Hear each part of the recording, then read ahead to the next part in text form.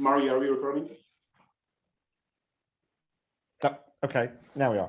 Good afternoon, everyone, and welcome back. This is session 2 and the final session for today. This afternoon session and discussion will be around private school, proportionate share, IDEA fiscal requirements. Just what we all wanted to listen to and discuss this afternoon. The calculating proportionate share training for today is for LEAs designed for new and or experienced school program and business administrators to build capacity at the LEA level. This session will include a discussion of proportionate share requirements, a review of the calculation methodology, and will allow IDEA grant recipients to make informed decisions regarding allowable use of funds by following requirements established by current regulations. Go to the next slide.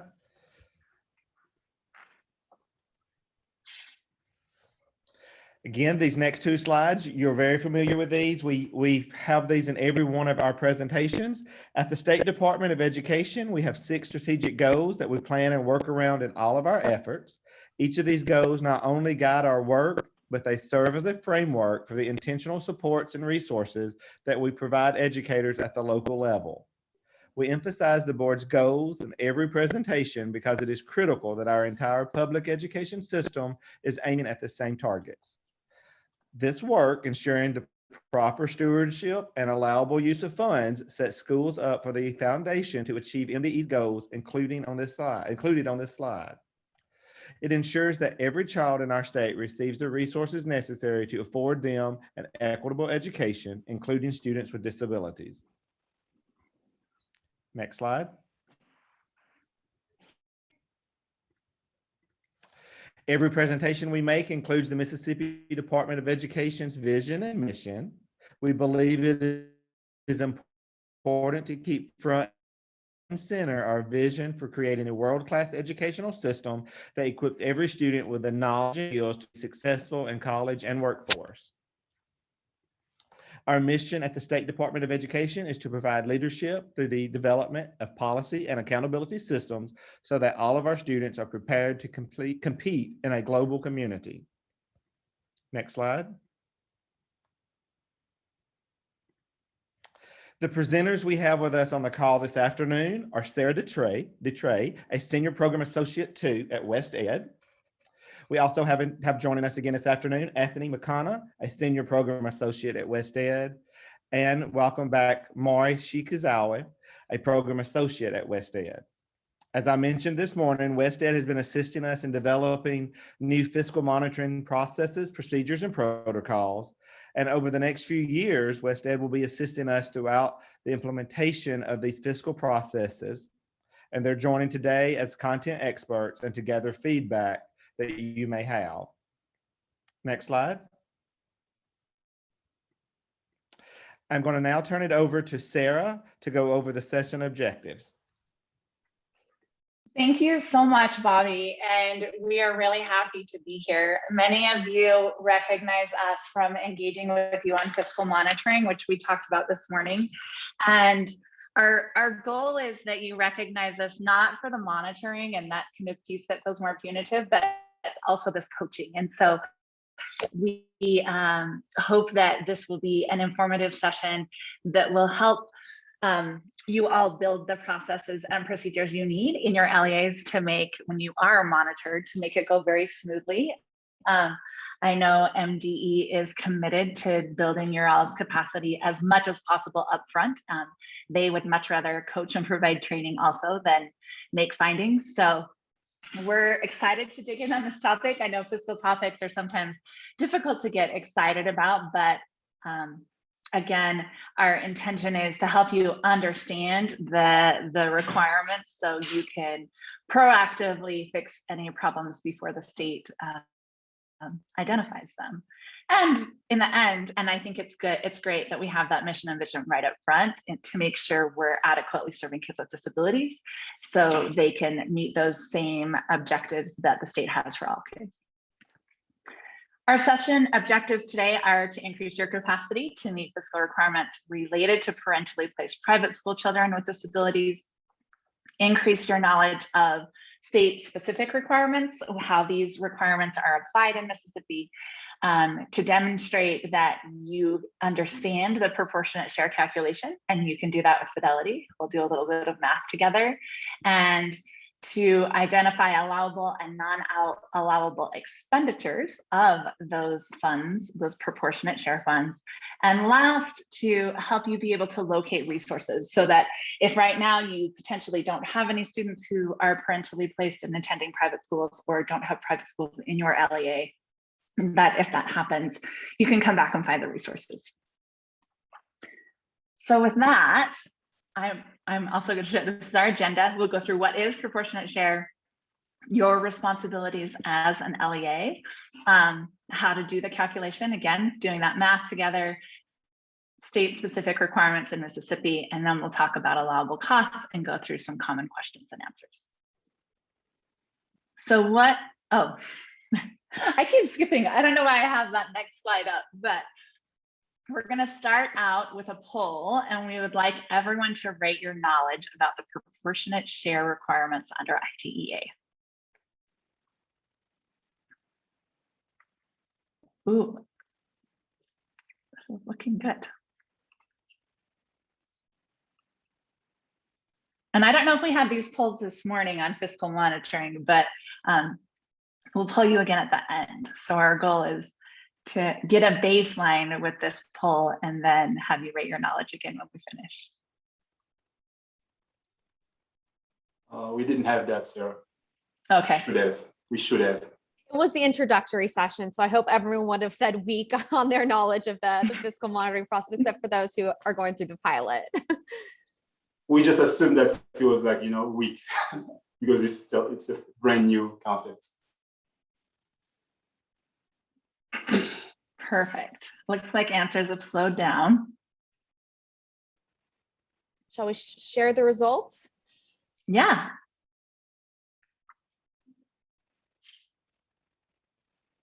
Okay, so it looks like this was a good topic to choose, and there are some opportunities for growth today. We have a couple of people who ranked themselves very strong. We'll test your knowledge. Hopefully you can weigh in on some of the allowable costs and the calculation, but we're excited to build some capacity today and hopefully move more of you from fair to strong and weak to fair or strong. Okay, so now I think I'm going to talk about the introduction of proportionate share and the LEA responsibilities, starting with what proportionate share is under IDEA. And we want to start with just going back and revisiting the purpose of IDEA. That IDEA, the Individuals with Disabilities Education Act, is designed to improve educational outcomes for all children with disabilities. And therefore, it does provide benefits to children with disabilities who are in public schools, and also require school districts to make services and benefits available to children who have been identified as having disabilities, but who their parents have chosen to enroll in a private school or a non-public school. And it really is important to keep at the forefront that we're thinking about improving outcomes for students with disabilities, and thinking through proportionate share, not just as a fiscal requirement, but an opportunity to improve access and outcomes for children, that we are ensuring they receive services. We're making sure we know who the children with disabilities are that are attending schools in our districts. And that's really important for many reasons. One reason I will say that we found in many LEAs that a lot of those students who have needs that are being addressed or could be addressed through an IEP eventually come back to our public school, that those students don't always stay in private schools for their whole educational career. And so it's to their benefit to be identified and receiving equitable services when they can. And it's to your benefit as well to know who those students are and how they're doing in case they come back to your school and you need to serve them by providing FAPE. So IDEA includes a definition of parentally placed private school children with disabilities. And this is in the IDEA regulation. And it defines parentally placed private school children with disabilities are children with disabilities enrolled by their parents in private, including religious schools or facilities that meet the definition of elementary school or secondary school, other than children with disabilities covered under another part of the regulations that are children placed or referred by public agencies. So when we talk about parentally placed private schools, we are talking about private students. We're talking about those kids that the IEP team didn't decide that they should attend a private school, and that's not their placement for school, but the parent has withdrawn them from public school and enrolled them in a private school on their own. And it's very likely they have declined fate in order to do that, but that child, we still have identified them, evaluated them, and we know they have a disability. There also exists, it goes the opposite direction as well. I just want to make sure people know that we're going to focus on the fiscal today, but you also have a child find obligation in those private schools. And so it may be that there are students who are enrolled by their parents in private schools that you don't know have disabilities yet, and they are referred or for some reason come to your attention and you evaluate them. And then that is another way you would have a student with a disability in a private school. You'd probably offer them FAPE in the public school, and if they declined that, they could stay in the private school, but again, would be placed there unilaterally by their parents, not by the IEP team.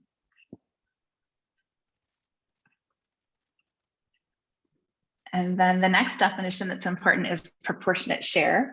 Because we know that parents place their students unilaterally in private schools, there is a fiscal requirement attached to this.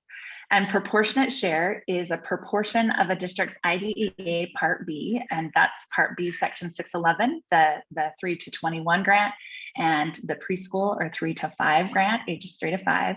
But a portion of a district's IDEA Part B entitlement grants that's allocated to provide equitable services to those eligible parentally placed students who are privately educated in a district's geographic boundaries, regardless of where the students live. So the important takeaway from this slide is that we aren't talking about students who were attending your school and now are attending a private school anywhere. We're talking about all students attending private schools within your district's geographic boundaries. And that's an easy thing to get slipped up on. And it's a little bit different because, again, if the IEP team placed a student there, then it's the district who placed the student there who is responsible. But for purposes of proportionate share, it applies to those private schools within your district's geographic boundaries.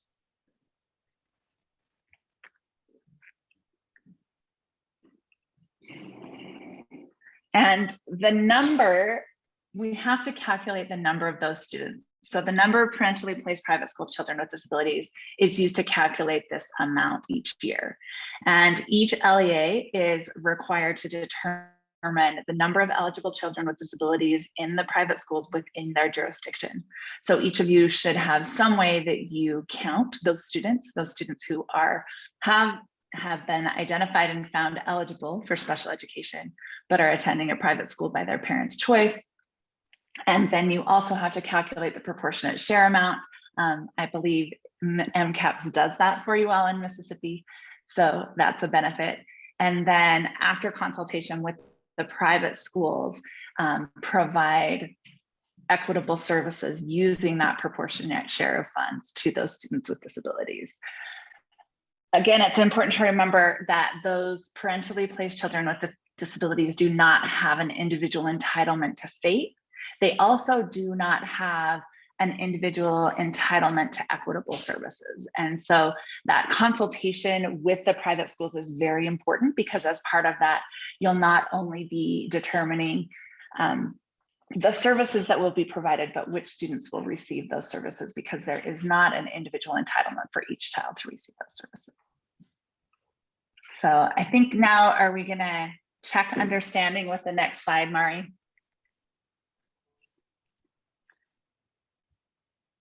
Okay, this one we're gonna share with you. I'm warning you, on the next slide, we're gonna check your understanding, and I'm gonna ask you to fill in the blank by putting words into chat. So let's start with this. The most important takeaways about this. And on this slide, we're going to talk about proportionate share for children aged 3 to 21. That's your Part B section 611 grant. On the next slide, we're going to talk about for children aged 3 to 5, which is your section 619 grant, but I'm going to give you a hint. The requirements are exactly the same. So pay attention because we're giving you the answers for the quiz on the next slide. So the first requirement is each LEA must spend an equal proportion of the LEA's total subgrant under section 611 of the IDEA as the number of private school children with disabilities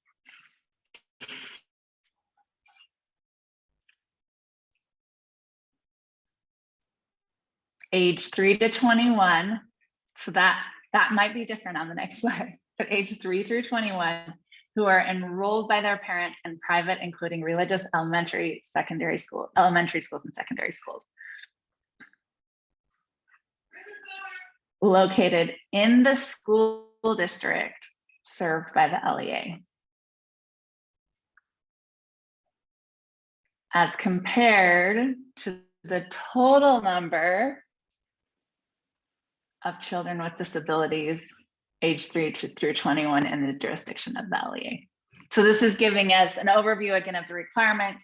What you're required to do is to spend an equal proportion of your subgrants to the proportion that we get when we divide the number of private school children with disabilities who are enrolled by their parents in private schools located in your district as compared to the total number of students with disabilities in the jurisdiction of your LEA. Any questions on that before we go on to the fill in the blank quiz on the next slide? Okay, I'm not seeing anything in chat, so we'll continue to the next slide. So Mari's gonna, I think, click and a part of the sentence will fill up and then we want you to put, oh, we have the full regulation here. So here's our regulation for the preschool funds. Does anyone know what is the word that goes in that first blank? Oh, look at that. Rachel and Julie, Linda, Darla, lots of people, equal.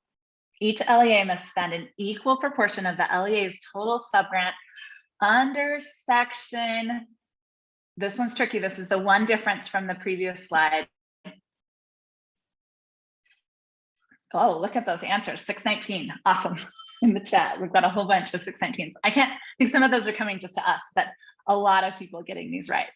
Okay, of the IDEA as the number of private school children with disabilities age 3 through 5 who are enrolled by their parents in a private, including religious.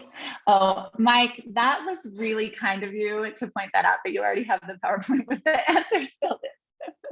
We'll have to remember that next time, but I'm still going to be reinforced that you're engaging and taking the time to type them in because from what we know about adult learning and even child learning, right? Typing it in maybe is helping you learn it a little better. So thank you for typing it in, even if you do already have the answers. I appreciate it. Okay, next blank. Elementary schools located in the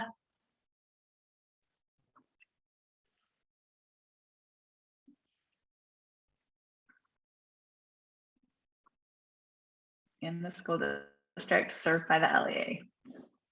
Good job. So the private schools that are located in the district, not that are serving students who live in your district, but are located in your district. And people have already jumped ahead as compared to the total number of children with disabilities. Age 3 through 5. Thank you. It's important to know this is the requirement. This is the requirement, and we're going to talk about a lot of pieces you do to show that you're meeting this requirement, but this is the basic requirement. So really quickly, I'm going to go through the LEA responsibilities related to students who are parentally placed in private schools who we've identified as having disabilities. The agency is responsible, as I said before, for conducting child find activities and determining equitable services. So if you do have private schools located in your LEA, your child find procedure should include how you're doing child find in those private schools. You're also also responsible for consulting with those private schools. This is an important piece. You have to hold that consultation. There are requirements specifically for what must be included in that consultation. You must talk about the amount of funds available and talk about the equitable services that are needed by the students in the private schools. Oh, I see we have a hand raised. Kimberly, do you have a question? Do you want to unmute yourself? It looks like she might have put her No, hand an accident. down. No problem. No problem. Fast typing in the answers really fast probably involved, but thanks. Okay. The other responsibilities you have are for a written affirmation of that timely and meaningful consultation. So making sure that everyone agrees in writing to what was agreed upon during your consultation. You also have, again, we have the child find activities, data collection requirements, and the determination provision of equitable services. So there's a whole section of the regulations that if you go through, we'll take you through each of these pieces. And again, we're not going to cover the programmatic pieces today. We're going to focus on the fiscal, but wanted to make sure that you see this in the broader picture. So in addition to these, a few more detailed items that you are responsible for as LEAs are to develop those services plans for the children who are receiving equitable services. Again, it's possible that not every student is going to have a services plan. These aren't as detailed and aren't legally binding in the way an IEP is, but there should be a services plan. You need to ensure that you have permission for delivery of the services at the private schools by the LEAs. You need to do that. You also can provide those services at another location and provide transportation for the students to come to that location. That's important to know because if we review your written consultation and that written affirmation, and you've said that you're not providing services because they won't allow you to provide services in the school, then we would want to see evidence that you've spoken to them about potentially providing those off-site and providing transportation for students. Of course, determination of that proportionate share, that amount of funds that must be spent. The non-availability of that individual entitlement. Again, making sure parents understand that they don't have the same rights as a student with a disability enrolled in a public school when they choose to enroll their child in a private school, but there are complaint procedures for the private school officials. A parent could file a complaint about equitable services. It's not a denial of faith and no individual entitlement there. So it would have to be around consultation or something, but there is a complaint process for private school officials if that meaningful consultation isn't happening. So this is then the broad overview, and now we're really going to zero in on the fiscal piece, the determination of the proportionate share amount. So with that, I will turn it over to Anthony. Thank you so much, Sarah, and thanks for this broad overview of equitable service requirements in private school. So like Sarah touched on the overall requirement that starts with, the LEA being responsible for identifying children that are attending private school within the geographic boundaries. And as a consequence, you have a certain number of requirements for the provision of equitable service. And the fiscal requirement is just a piece of that, which we'll be focused on for today. Now, the first aspect of the fiscal requirement is calculating the equal, like you said, the equal proportion of your IDEA funds that should be made available for the provision of services to children with disabilities enrolled by their parents in private school. How do you determine how much should be provided to LEAs, to private school within your boundaries? So first thing to do, after a timely and meaningful consultation with a representative of the private school, you must determine the number of currently placed private school children with disabilities attending private school located within your LEA's boundaries. And in Mississippi, the LEA must determine the number of currently placed children with disabilities on December 1st. That's when the counts should occur. That's the count that must be used for the purpose of calculating a proportionate share of your IDEA fund. And then based on the counts, you will use those data to make a calculation of how much should be made available. Do we have a question? It looks like it. So do we count all students with disabilities in private school for December 1st count, or only those students receiving equitable service through a service plan? That is a good question. So you count students that are eligible for receiving a special education service, not all students, and not only students that are already receiving services under a service plan. So you determine students that are eligible for special education services. Does it answer your question? For purposes of proportionate share, yes, Share, yeah, every eligible student. I think for child count, you're reporting those receiving equitable services, those that are receiving services.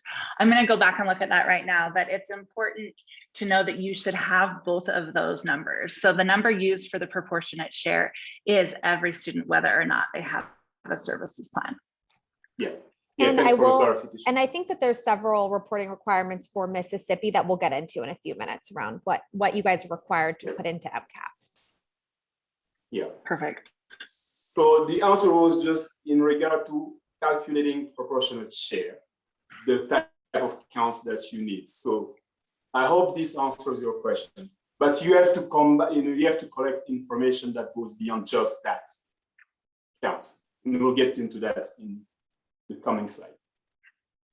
So does that answer your question? Who was this? I hope it did, and if it didn't, then okay, thanks. She said yes, or he said yes. Thanks, Katie. I couldn't see the name, sorry. So You're yeah, good. so yeah, the counts that will be used for determining the proportion of IDE fund that will be made available for students enrolled by the parents should be based on the December 1st child count of students eligible to receive services. And then if you go to the next slide, we get into the formula. So this is the formula of your private school proportionate share, which would apply to your section 611 and section 619. So you take the total IDE allocation and you divide the total allocation by the number of children eligible to receive a special education in private and public school, the total number of both. And then when you divide the total allocation by the total students count, then you have a per student amount, and you will multiply that per student amount by the total number of children eligible to receive services enrolled by their parents in private school. And that multiplication will give you the total proportionate share for parentally placed private school children with disabilities. And that's the funds that must be made available for the provision of equitable services under IDEA. So this is the formula. Read it, because now the next slide will be a poll, or I think we have a poll. And then I don't think on this one, we give you the answer in the slides. So this will be the first real test. So the question is, the formula for determining the proportionate share of the LEA's subgrant is based on A, the total number of eligible parentally placed children with disabilities attending private schools located in the district, or B, the total number of served parentally placed children with disabilities attending private schools in the district. Awesome. So this will be the first test for me too, to see if you are paying attention to what we were saying.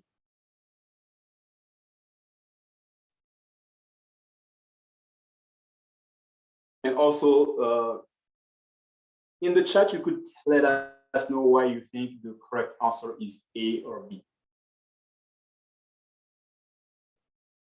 We always like to read through the lines and see your reasoning, the logic you use to decide which one is correct.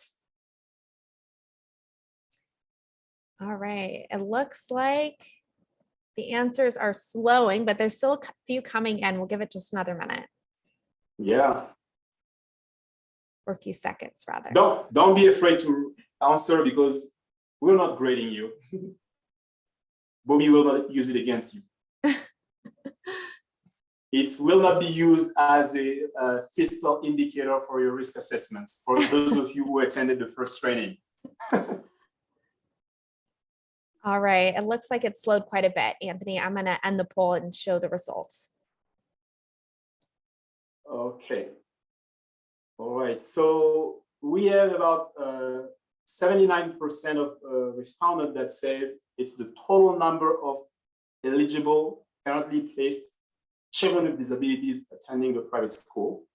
And 21% say the number of children served by the parentally placed children with disabilities served in the local district. And the correct answer here is A.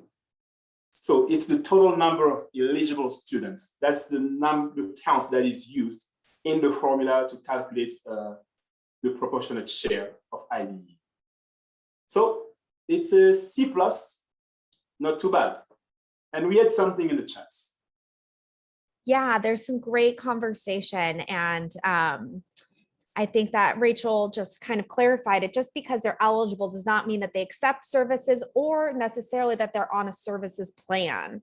And so there is a little bit of a distinction between the students that receive services and the students that are eligible. Another piece to consider is that given there's a limited amount of proportionate share funds during that timely and meaningful consultation, that's when the private school representatives and representatives of parents are going to work with the district to determine how to best use those funds. So, you know, with that consideration as well, we may not be able to provide services to every eligible child. And I'll let Anthony and Sarah also chime in.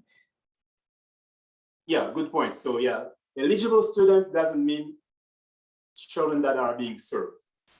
However, for the purpose of calculating your proportionate share, we use eligible students, not only students that are actually being served. And then we have often private school will decline the funds as well. Yeah, that's a good point. Not all the private school collaborate with LEAs, and they don't have to. So yeah, that's a good point. I like the comments in the chat, and always feel free to engage in the chats. I think one piece, Anthony, I just want to add for people who, I know there are a lot of special ed directors on, that consultation, oftentimes the private schools will decline the funds, but if you're not aware, and again, this is not monitoring, but just putting it out there. So if you're not doing this, you can hopefully revise your practice, but you are required to consult not only with representatives of the private school, but the law requires consulting with representatives of the parents of those kids who are placed there. And so that doesn't necessarily mean every parent, and sometimes the parents have agreed that the private school can represent them. But again, as you're thinking through that, if the private school declines you providing services there, you may want to ask whether you can offer those services to parents and provide those services at a different location in your LEA. Yeah, thanks for that clarification. And if both the parents and the private school decline the services, then there's nothing else they can do, right, Sarah? Yeah, you should keep consulting. You're going to have to keep consulting with them every time. And as far as documentation for monitoring, it's much easier if they do allow you to provide services. So I would recommend continuing to let them know the potential benefit as much as you can. Yep. And we have another comment from Katrina. If additional students are identified and eligible for services, but the funds are not available to provide additional services, what do we do? Okay, so that's a great question. So you mean like if, for example, after the counts, the private school receives more students, right, after the calculation? Yeah, in that case, I think under the law, there is a window where the counts should be captured. Under IDE, the counts must occur between October 1st, through December 1st. That's the number that is being used for calculating your proportionate share. And if the private school receives more students after the fact, then I think the proportion will just be what has been decided with the numbers that were used as of December 1st. Yep, it's important to remember that they're not entitled to those services, right? And so it may take a new discussion. You may want to have a new discussion about, again, maybe if you're providing speech and you've given kids 30-minute sessions, you could do 20-minute sessions instead and have a new child come in, because again, there's no entitlement for the students who initially receive them. The other thing I will say is that you can, if you choose, you can spend additional funds. So you're not required to spend any additional funds. But again, if you see this as a benefit to you all, and especially I think this happens in LEAs where there's a private elementary school and you know you're gonna receive those students back into your public schools when they get out of elementary school, you can choose to spend additional funds to provide additional services that you're not required to. Yeah, and if you choose to do that, that means you'll probably use some of your IDEA Part B funds that were supposed to be used for the LEA, and then you decide to use it for the private school. It's an option. Yep. Yeah, you'll want to think about the implications of that. Yep. All right. If we don't have any more questions, let's move on to the next slide.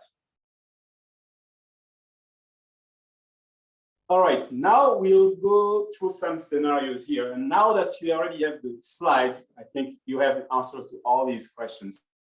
I know I see why Bobby was pushing for the slide to be made available prior to the training.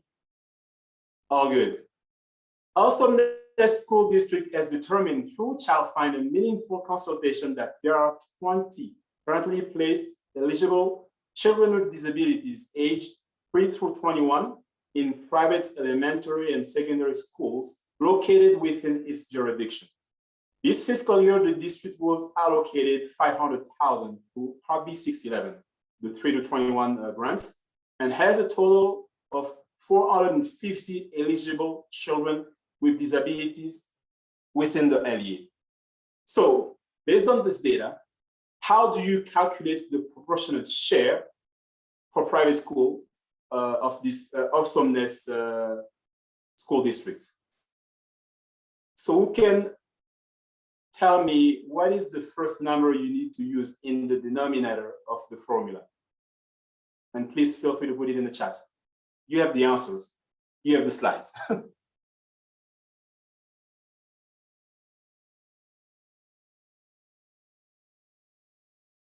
Yeah, if not, then Mari, we can just move in. So the first number you use in the formula is 500,000, which is the total IDE allocation, which will be divided by the allocation of the district. Good job. And then which will be divided by what? Based on the number that you have there, it will be divided by 470, which is the total of your eligible students with disabilities enrolled in a public and private school. As you can see here. Okay, well, Grant, you're pretty quick. Good job. So 500 divided by 470 gives you a per student amount of 1,063. And then that amount will be multiplied by what? To get the total proportionate share. Who can give it a try? 20. Good job, Susan. And then when you multiply by 20, if you can move to the slide, the total proportionate share for private school will be 21,276. All right. Thank you so much for all of you who have engaged through the chats. Now let's move on to the second scenario. Sunny Beach School District has determined through child find and meaningful consultation that there are 10 currently placed eligible children with disabilities aged 3 through 21 in private elementary and secondary schools located within its jurisdiction. This fiscal year, the allocation was 250,000, and the total number of eligible students in private school was 250. So where do we start? I see something. Stacy is my policy guru, so not much financial. Oh, just a comment. Good job. All right. So the first number that we need to use in the formula is what? Who can try to give us 250? Thank you so much, Stephanie. Yep, that's the total allocation in the denominator. And then it will be divided by what? 260. 260, yep, that's right. 260 because you take the total of eligible students in public and private school.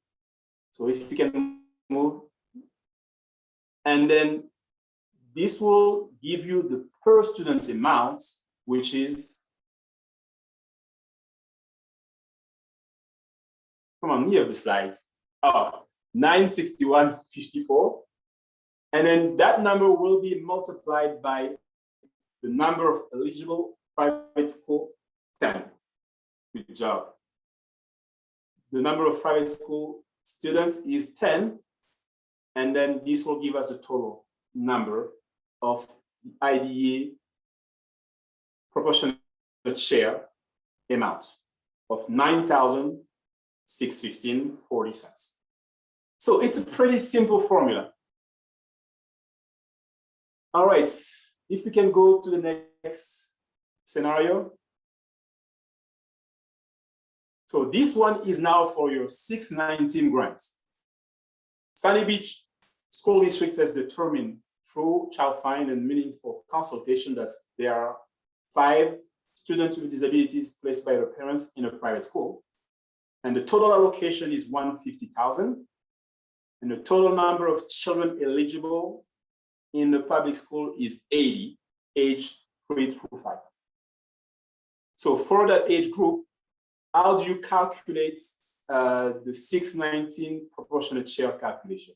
You start with the total allocation, obviously, which is 150. Thank you so much. Mari, if we can move with the slides. And which will be divided by 85, correct. 85, which is the combination of 80 students in public school plus the 5 students in private school, eligible students, obviously. And this will give you the per student amount of 1,764. Okay, Pat, you missed it by a cent. It's 1,764.71 cents. And the total share is, you take that amount, multiply by 5 to get the proportionate share of 8,823.55. Yep, good practice and good job for those of you who have participated in the chat. It's a pretty simple formula. Just know when and how to gather your data for child counts. And when you have your allocation amounts available, it's an easy calculation. Now let's move on to the state-specific requirements in Mississippi. First of all, if you're an LEA, how do you determine whether or not you have a private school located within your boundaries? Under IDEA, that determination is based on the state's definition of a private school. What does your state consider a private school? And in Mississippi, under the Mississippi Code, a private school is a non-private school include the following: private school, parochial or other church-related schools, special purpose schools, either privately owned or operated or governed by public agencies other than the Mississippi Department of Education. It also includes tribal school funded by the Bureau of Indian Education. Non-public school under the Mississippi codes may be operated either by a for-profit organization or non-profit tax-exempt corporation. Homeschool and homeschooling program, as well as private and parochial preschool programs and facilities, do not meet the state's definition of an elementary school. Therefore, if you have those type of school within your boundaries, these do not qualify as private school under Mississippi law, like homeschool students or the private preschool program and facilities. Accreditation of a private school is all optional. Non-public school may be accredited by an independent non-public school accrediting agencies. And additionally, non-public schools serving school-age students may request to be accredited by the State Board of Education. So sorry for like the word in the slide that just violates the standards of PowerPoints, but this is Mississippi code and we felt like every single word was important to be included here. We have something in the chat. Yeah, Anthony, there's a couple of questions. So Linda asked, I just want to make sure I understood that if the need for more funds for private schools are needed, we can allocate more funds than what MCAPS calculates for private schools. And the answer to that is yes, you can. What's interesting within proportionate share is it's really different from a lot of the other IDEA requirements when it comes to spending down funds is you have to use those proportionate share funds from your IDEA grant before you can move to other sources. So you could always supplement those funds with both state and local funds. So if you wanted to take some of that money and provide it to your private schools, you could do that. You can also use additional IDEA funds as long as you've met the provision of FAPE for those students that are in your public schools. Anthony, Sarah, did I miss anything with that one? Yeah. Under IDEA, there's nothing that will prevent you from spending more than the minimum. You have a requirement to spend the minimum private school proportionate share. However, if you choose to do more than what you have to, that's your decision. Yeah, Bobby, we mentioned in MCAPS right now in your budget, but we'll need to make sure that that shows up as an allowable I think it budget will line. allow them, just the Okay. reviewers, they make sure in their check that they budgeted at least that amount. Now, there was some confusion, I think last year or the year before about could they or could they not, but we reached out to Anthony. Very few actually use additional IDEA funds, but we did find out that it is allowable. So yeah, they can in MCAPS, but yes. Yeah, and from my own experience, most of them don't want to spend more than what they have to, but it's possible. Yeah, Mari, go ahead.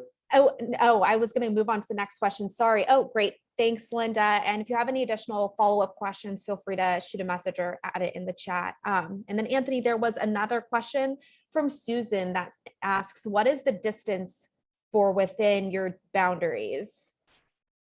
I think it's trying to determine your geographic boundaries. Yep.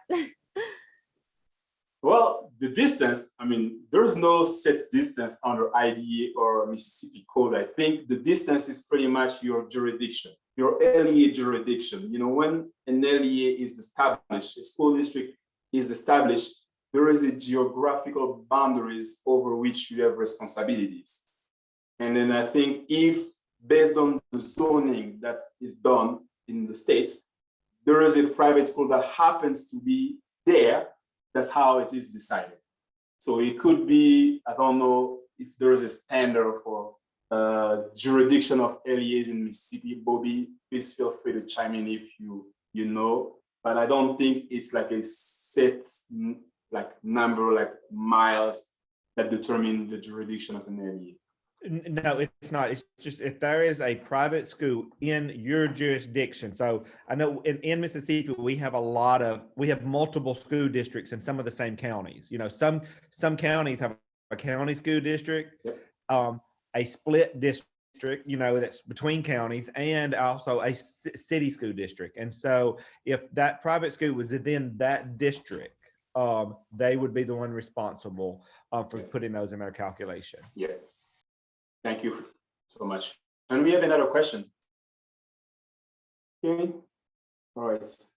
Sorry. So Yeah, Dr. Simral asked, can you give direction in determining if a program is a homeschool program or a school? And I actually just pulled up the definition of a homeschool in Mississippi.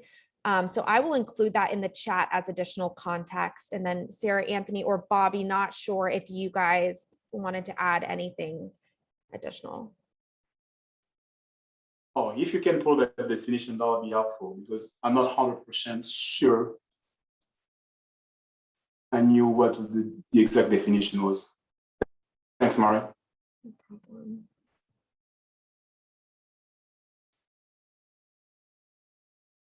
All right. So does it answer your question? I think you have, yeah.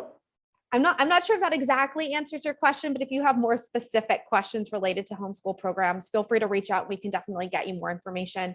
We don't want to, yeah, we don't want to speak out on something that we're not 100% certain of. Exactly. All right. Thank you. And now we can move to the next. So private and parochial preschool program. In Mississippi, this school program and facility do not meet the state's definition of an elementary school. Therefore, students that are enrolled in private and parochial preschool programs and facilities must not be included in the number of private school children with disabilities enrolled in the district for either the Part B 611 and 619 funds. So if you have those students that are attending preschool program within your boundaries, since those schools do not meet the state's definition of a private school, they should be kept out of the count. I think it's a question that usually come back from LEAs, so it's really important. And I think that the follow-up question from a lot of districts would be, okay, so we don't include preschools. What are we going to use the IDEA preschool proportionate share funds on? And the answer to that is kindergartners who are age 5. So just as Anthony said, anyone 3 through 5 enrolled in a private preschool program does not count, but you're going to have to get into that age factor and determine whether or not you have any eligible parentally placed private school students who are in kindergarten age 5. Yeah, so even though we usually call it preschool grants, but it's not really preschool grants because if you're a 5-year-old in kindergarten, it's kindergarten and they're eligible to receive those services. That's the reason why I usually like to use the term 619 fund instead of the preschool fund, because preschool fund can give you an impression that the spending could be limited to just preschool. Okay. So if we move to the next slide. And we do have a question in the Q&A. If an eligible preschool student is attending a private school program in a neighboring jurisdiction, would the district of residence count that child or the district where the program is located? All right, so if an eligible preschool program is attending a private school program in her jurisdiction, so first of all, part of the question though, preschool student versus 5-year-old kindergarten student. Rebecca, can you clarify there? Oh wait, I don't know if you're able to unmute her. Can you? Yes, let me Rebecca Roberts, Met County. And thanks, Rebecca. I think that this is a big question for a lot of districts. Yeah, it is. And Rebecca, we just added you if you want to unmute. Okay, so yes, we have a private school that's located next to my jurisdiction, and we have students that are our residents that attend that school that are in a 3 or 4 or 5-year-old program at the private school. So do we count them or does the neighboring district count them? Okay, so go back to that previous slide, Mari, go back to your previous slide. I'm testing my knowledge as well here, okay? And okay, good. So those 3 and 4-year-olds in Mississippi are not considered private school programs for the basis of proportionate share. Am I correct, Anthony? The 3 and 4-year-old programs. So if they're attending a preschool program, private preschool program, they should not be captured in the count. Okay, even if the preschool program is located in a campus that serves children age 3 through grade 12. Age 3 through grade 12. Yes. So, And Sarah, it looks like you might want to jump in too, but if it Yeah. is a preschool program, then the children are not going to be counted towards that proportionate share amount. And it's due to Mississippi's definition of elementary school. So there is a preschool program that is at the elementary school, but that preschool is not considered part of the elementary school under state code. yeah. Okay, so we only serve the 5-year-olds. So now that gets to your question, Rebecca. So That are in kindergarten, right? You wouldn't yeah. serve a 5-year-old in preschool. In preschool. Correct. So now, Rebecca, you have a 5-year-old kindergarten student with a disability that lives in Amite County, but is attending that private school in a neighboring district. Who would be the one to count the student in their proportionate share? The neighboring district, unless your district placed them there, the IEP team placed them there. Right. Okay. That's what I needed to know. Thank you. Yeah. Very good question and clarification, Rebecca. Very good question. Yeah. Because your question had two aspects, like, the preschool aspect and also the jurisdiction aspect. Yes. And Thank you. And we actually have another question in the Q&A, excuse me. So Jeannie said, Bobby, we'll let you test your knowledge here. If the child is attending a private school kindergarten program, 5-year-old, does this student count for preschool or Part B? Yes, they will count in both. If it is a 5-year-old student with a disability enrolled in a private school in your jurisdiction, you will include them in that number in your MCAPs for both calculations, 619 and 611. Bobby, I just saw that Sarah graded you and then you got an A. I could see it in her face. Good. And Where is Robin on this when I need her to be on the call so she can hear this? LaKenya, you're on the call. You have 200 LaKenya's- witnesses, Bobby. I think you're good. Good. Okay. Yes. and Jeannie, very good question. But yes, and I get that question a lot. And again, I had to learn this myself from West Ed and our TA providers.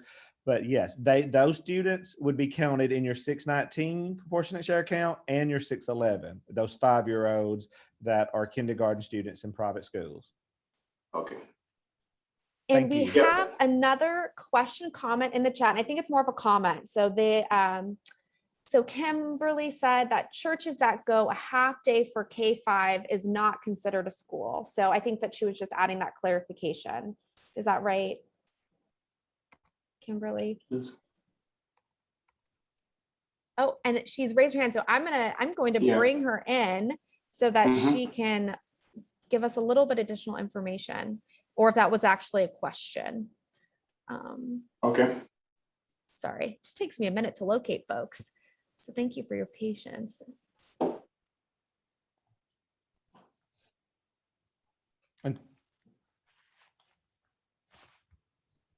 Okay. I Okay. think It's a question. Okay. So Okay. if you've got a kindergarten class that just goes half a day and it's at a church, that's not included in this, correct? So the question would be, is if the church is considered a private school under the state's definition. If the church is considered a private school under the state definition and they're serving 5 years old in kindergarten, I think those should be captured. And Sarah, correct me if I'm wrong. You got it. You get an A too. And that's my Okay. But it understanding. depends, like, should we go back and look at that definition of elementary school? I'm not sure what the answer is. Bobby, do you know what the answer is according to Mississippi code? That's my I think- understanding. And I think where people get held up is on the word parochial in that previous slide, but that says private, I mean, that's a Preschool. parochial preschool program. Preschool. Is what so that goes together. It doesn't mean just parochial schools. It says parochial preschool. Preschool. So you only count them if they have a disability. If they are eligible to receive services. If they're especially- eligible. Yes. If they're eligible, yes, if they're eligible and they're in a kindergarten private school program. Yeah. Even if it's a church related, and under the state definition, Mississippi Code B says parochial and other church related schools are considered private school. The only question is that, is this a preschool program? If it's a preschool program, no. Kindergarten, yes. Yep. Oh, sorry. No, go Mari. ahead. I was just going to say some of those are tricky. It's probably worth talking to the private school, and they will probably know if they have school status or not, right? Because I know in a couple of districts it's been confusing because they have like a homeschool group that meets, but it's just a homeschool group. It's not a school, a private school. So you may want to look into that specific school and talk to them and talk to MDE about a specific school. And that's what I was going to say. Candace, sorry, go ahead. I don't think this is a school. I don't think it has a school status. Okay. Yeah, and if you go back, will you go back a slide, Mari, to that definition of private school? Sorry, to the longer one. And it, Candace, I wanted us to go back to this one. Thank you for your question. That accreditation of private schools is optional. So you can't say we don't do proportionate share because it's a private school without accreditation. It is a school, and they can be for profit or not for profit, but homeschools and homeschooling programs, as well as those preschool programs, don't count. And so that it generally counts. And Bobby, I'm not sure what you know about the MAIS list. There's a question from Rachel Rogers. She said, I was told many years ago, unless the school is on the MAIS list, then it will not qualify for proportionate share because it's not considered a private school by definition. Is that Rachel? Is that the Mississippi Accredited Independent Schools or something like that? I think, yes, okay. No, and so I think that was a misinterpretation from previous staff. Again, I mean, you know, I'm not throwing anybody under the bus. I mean, I'm learning something new every day myself. But my understanding is after we delved into this and we shared this with West Ed, we are going strictly to what's in writing and our interpretation of that. I can reach back out to Dr. Joanne Malone and Office of Accreditation, as well as our legal team, to get more clarification.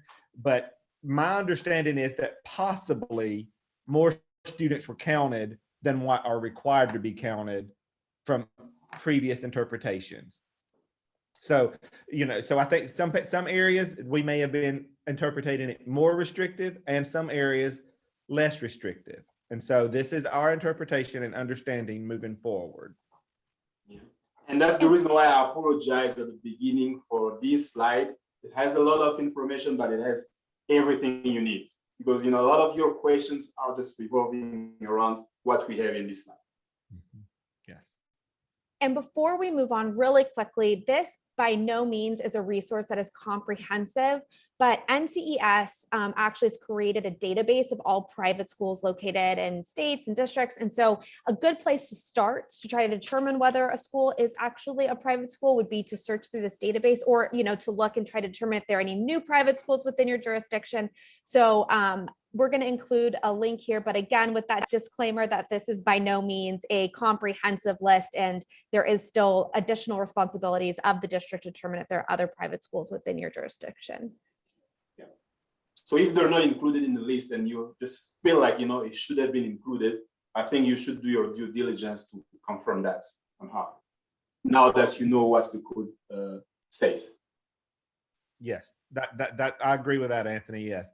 But to go back to that part in this definition on the screen, accreditation of private schools is optional. We cannot completely say no to that private school just because they are not accredited. Okay. Make sure you're not doing that. All right, well, great conversations. Yeah. If you don't have any more questions, then we can move on. All right. So, how do you calculate your private school proportionate share? So the amount is calculated through your MCAPs. You know, we made you do this calculation, but to be honest, you don't have to do that. And you know that because when you go through your MCAPs will do the calculation for you as long as you plug in the correct numbers in the right place. And then which will take us to the next screenshots, the next slide, which is a screenshot of the application. That's pretty much all the information you are required to enter in MCAPs to help you determine what is the proportionate share amount that should be made available for those students in private school. And we have a question? Oh, I need this link, thanks. All right. This is available there. Yeah, so if you plug in the correct information, I'm not going to be spending too much time on it. You will get your proportionate share amounts that you must make available. If we go to the next slide, and we'll have a more comprehensive training around MCAPs, which also includes like all the updates that have been done recently, and we'll spend more time, telling you what is expected from you when you complete that section. So, private school consultation affirmation of IDE.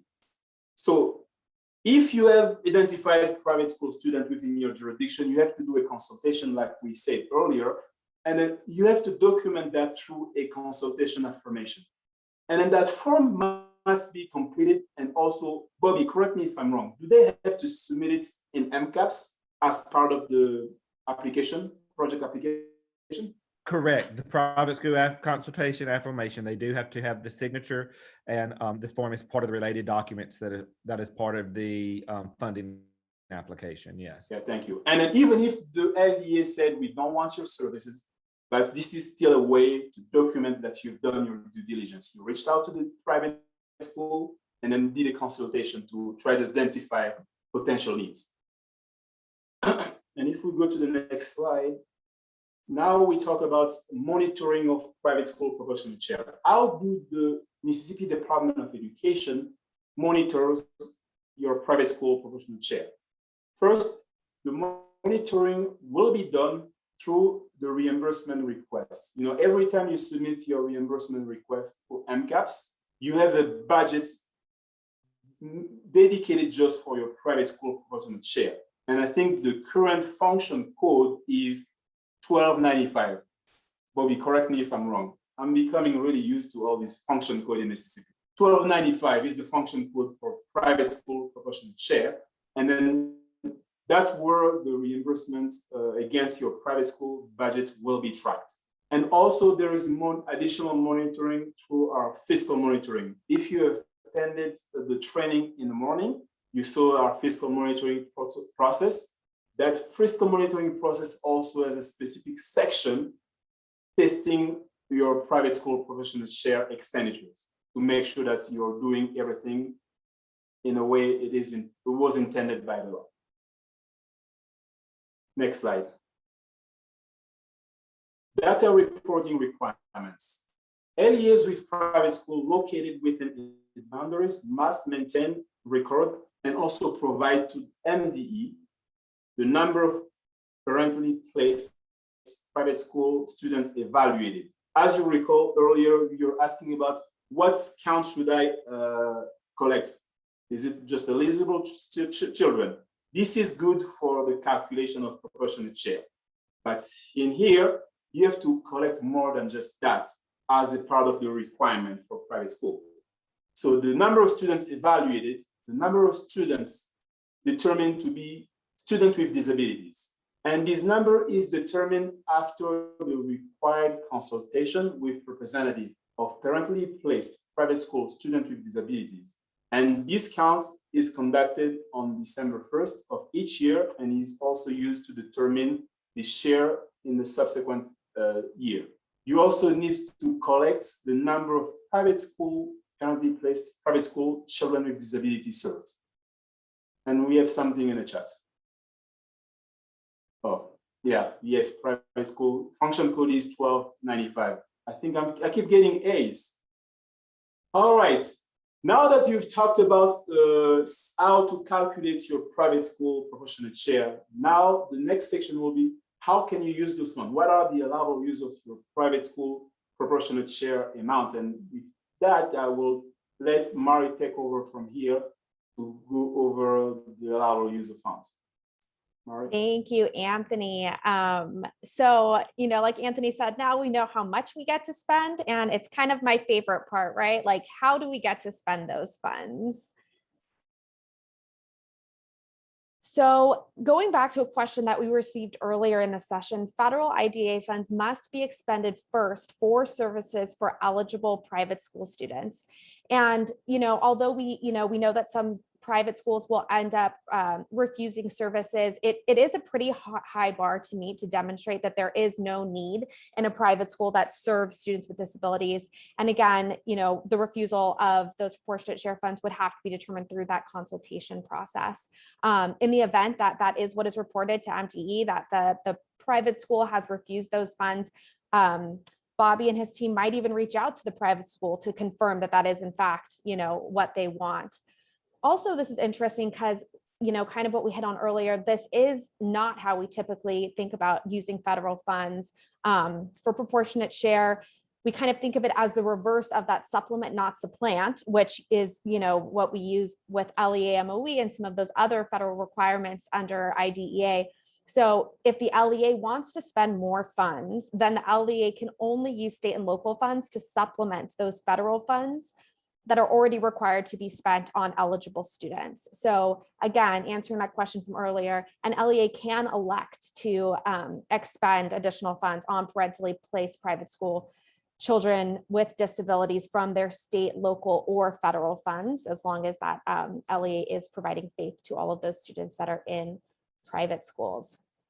Another important piece to note is that we cannot use any proportionate share funds on child find activities, including the initial assessment to determine eligibility. This is already the responsibility of the district. And as Sarah pointed out, a couple ways that might happen is a parent might refer a student to be evaluated, or a district, or excuse me, not a district, a private school representative. Those are two ways that might happen. And lastly, if you use contracted employees to provide services, the administrative component cannot be charged against the proportionate share of funds either. And this would also include the indirect costs associated. So another important component is that the funds may not be used to finance existing instructional services or to benefit the private school. These funds really must be used to meet the special education and related services needs of eligible students, and not the needs of a private school or the general needs of the private school students. So a district cannot just give that money to the private school. The LEA has the responsibility to remain the steward of those funds.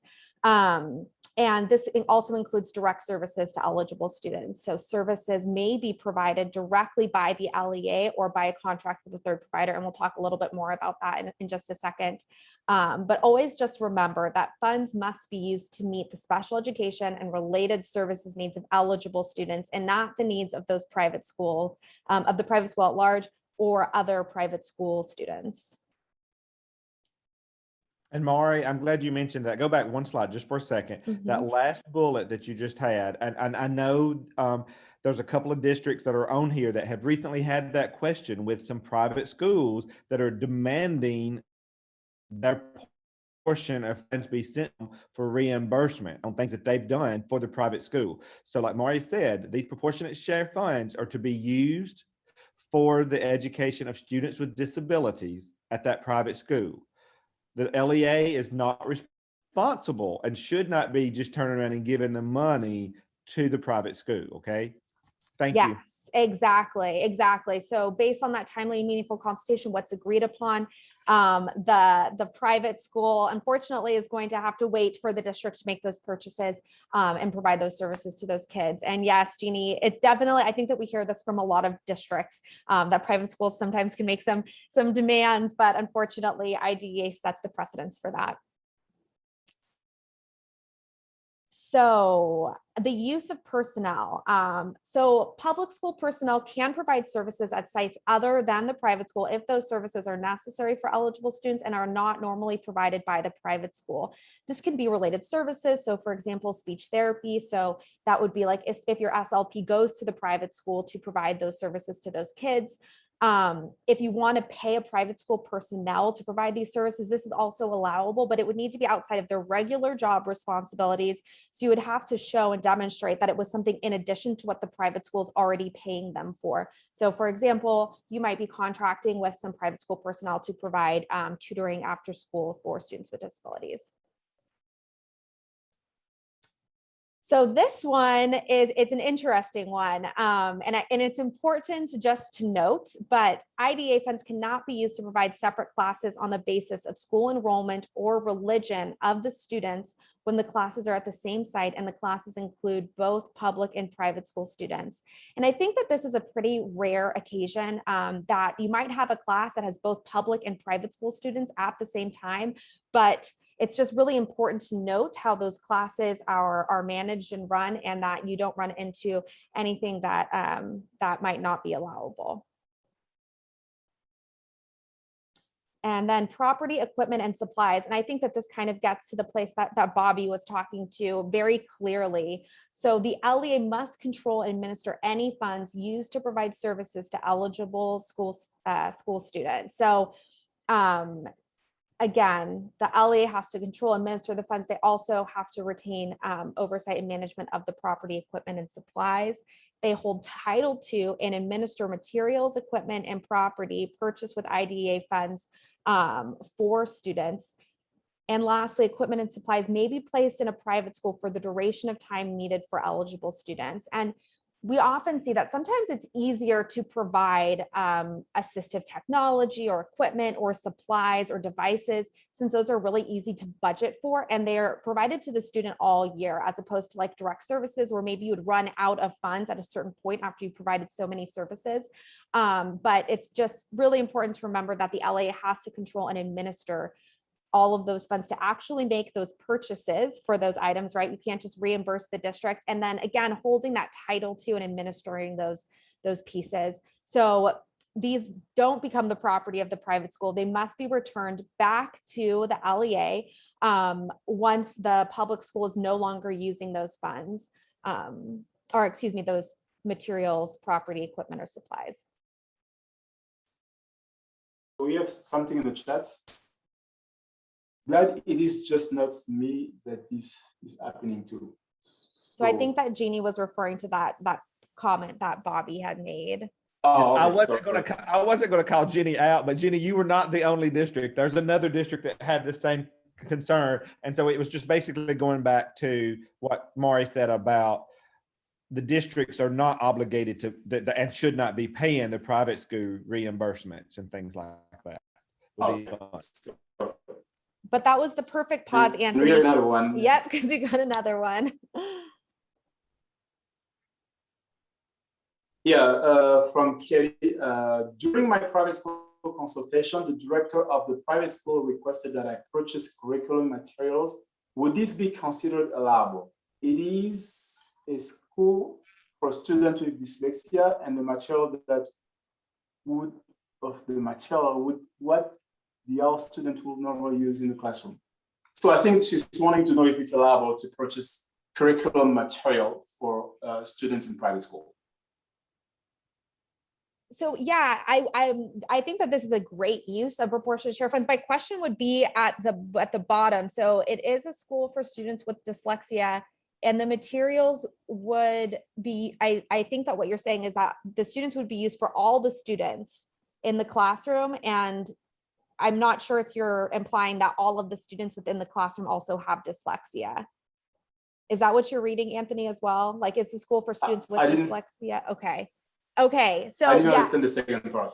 Yes. So I think that would be a great use of your proportionate share funds. There is a private school, they've got some students with dyslexia. And so you're buying a curriculum that all of those students with disabilities would benefit from.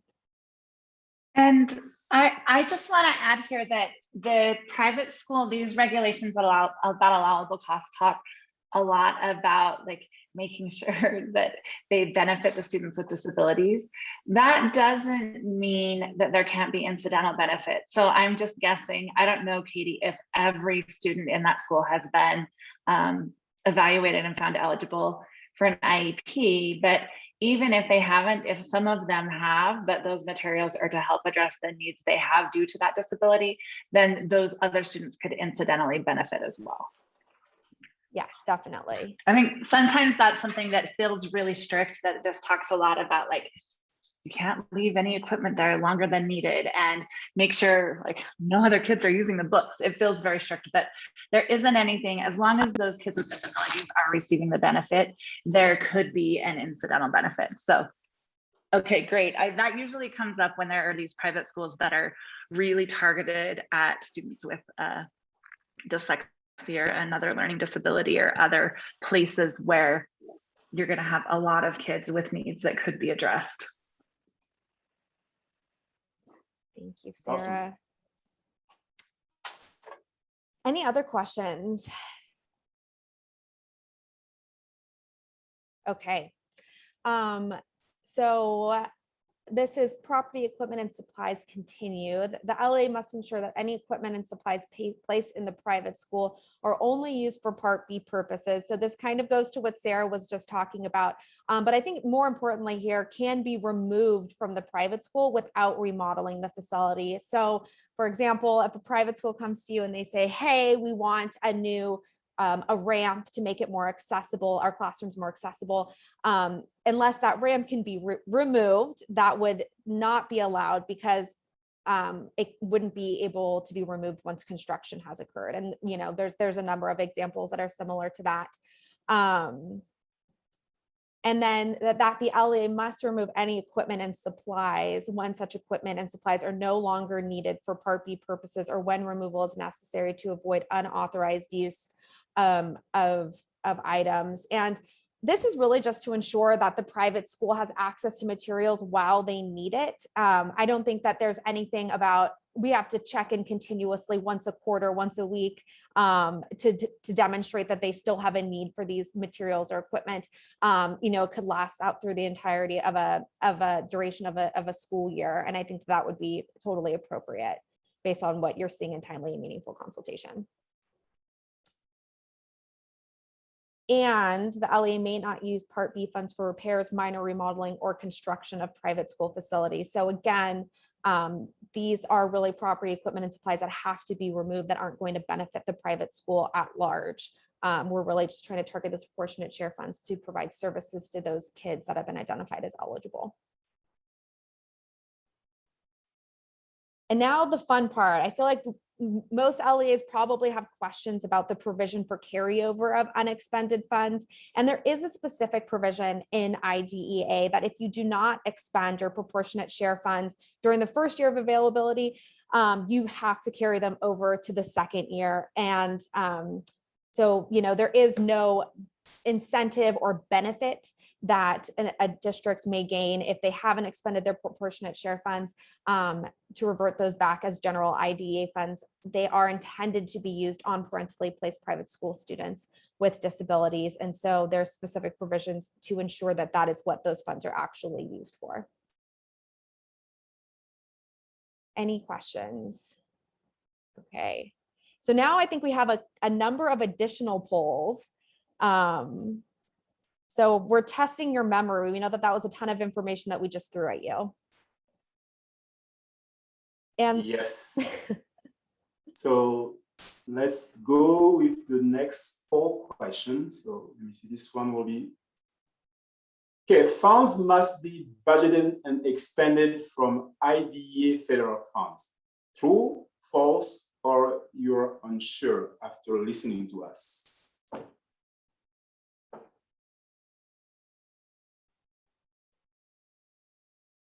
And don't be afraid to respond. We will not use it against you.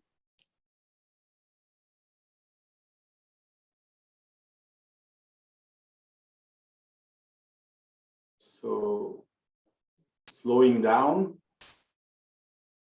give it a couple more minutes.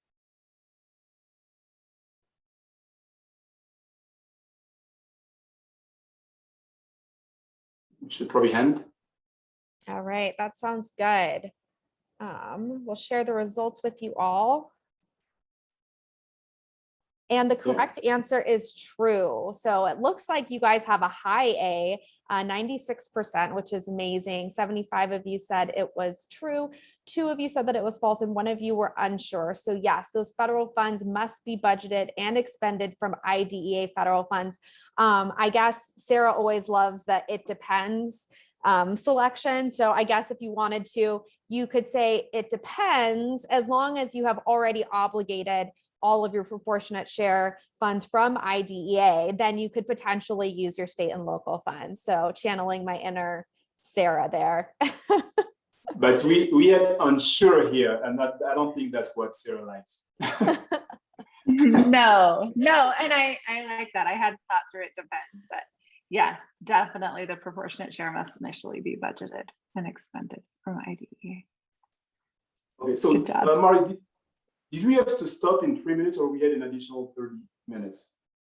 No, we have an additional 30 minutes. We Okay. scheduled them all for 2 hours just in Okay. case we didn't get through everything. So we apologize for the extra long session, but hopefully you guys are having fun with us. Yeah, just making sure. Okay, the next poll. Which item below is unallowable? Provision of equipment needed by eligible students, child find activities including assessments, or paying for services of private school personnel when services are performed outside of regular hours of duty and the employee is under the supervision and control of the LEA. Which one do you think is not allowable? A, B, or C?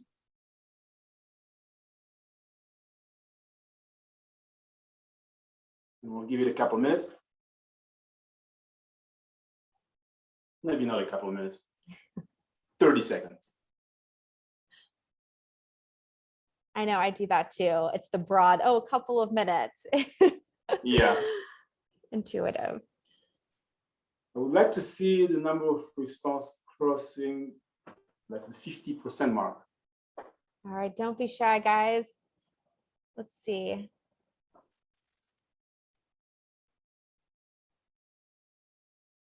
Well, slowing down. Yes, we could end the poll now. All right. We almost got there.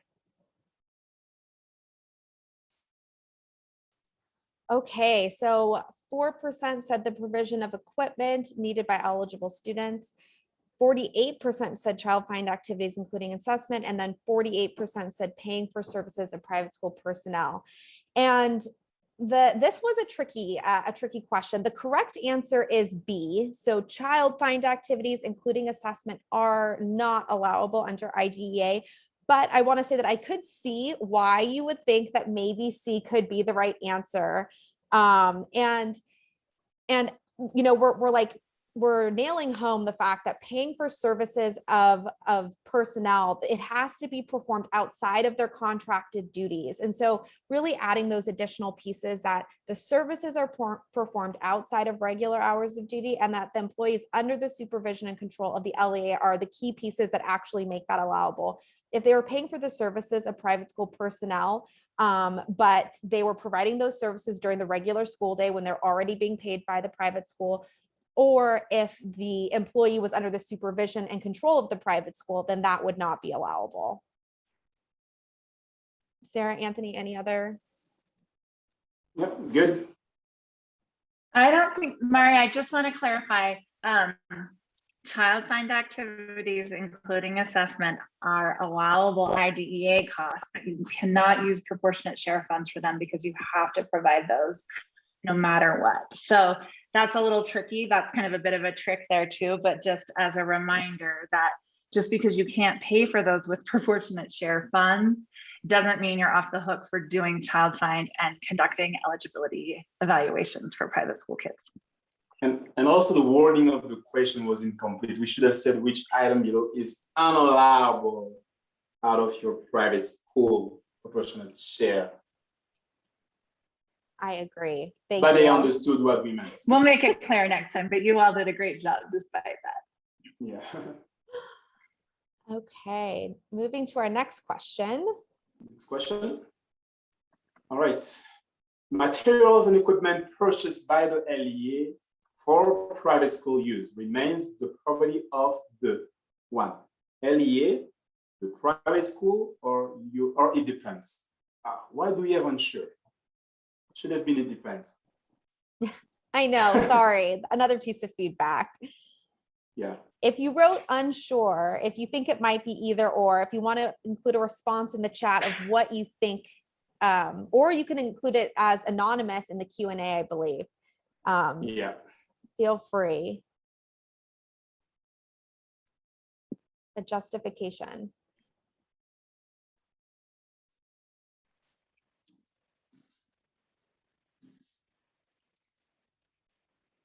Yeah. More respondent this time. Perfect. Wow, we crossed the 50% mark of response. All right, we'll give you just a few more seconds. Yeah, it's not moving anymore. I think we should end. Perfect.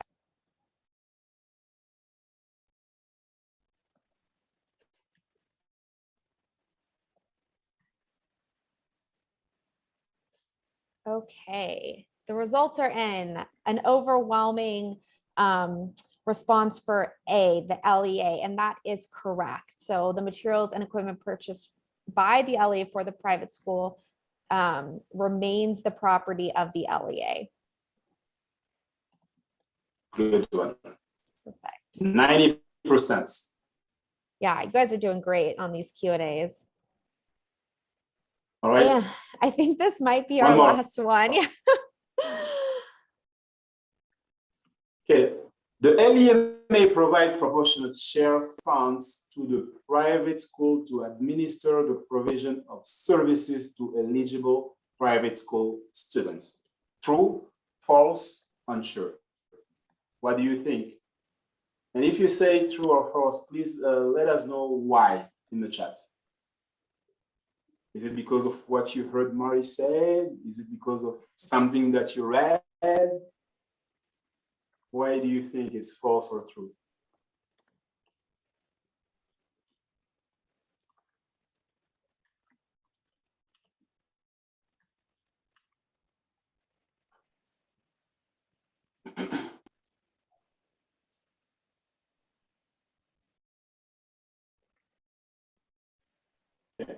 Okay. Fewer people have voted.